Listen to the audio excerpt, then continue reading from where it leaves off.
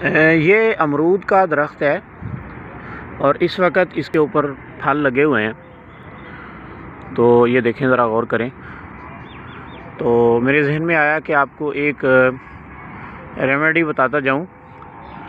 तो ये जो अमरूद है ना, इसको ये आजकल के मौसम में अब जो मसाइल आ रहे हैं, ख़ास तौर पे आपके रिस्पायरेटरी सिस्टम के मुतल्लक बहुत सारे मसाइल आते हैं, जिसमें खांसी है ख़ास तौर पे। तो बच्चों को भी खांसी हो जाती है।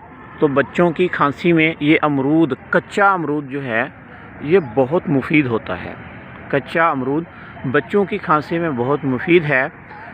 अब इसका इस्तेमाल कैसे करना है, इसके लिए आपको करना ये है कि इस कच्चे अमरूद को तोड़ के, यानी आप थोड़े से कच्चे अमरूद लें और उनको थोड़ी देर के लिए रख दें ताकि वो खुश्क हो जाएं, सूख जाएं।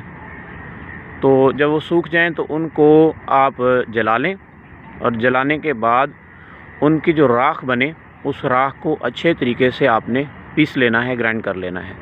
तो ग्राइंड करने के बाद आपने उस राख को शहद के अंदर मिला के रख लेना है।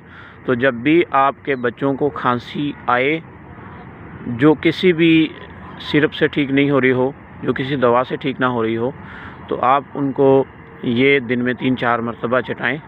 तो इससे इंशाअल्लाह तबारक व तआला आपके बच्चों की खांसी बिल्कुल ठीक हो जाएगी। ये वो नुस्खा है या ये वो रेमेडी है जो सदियों से हमारे बुज़ुर्ग, हमारे बड़े खांसी के इलाज में इस्तेमाल करते आ रहे हैं।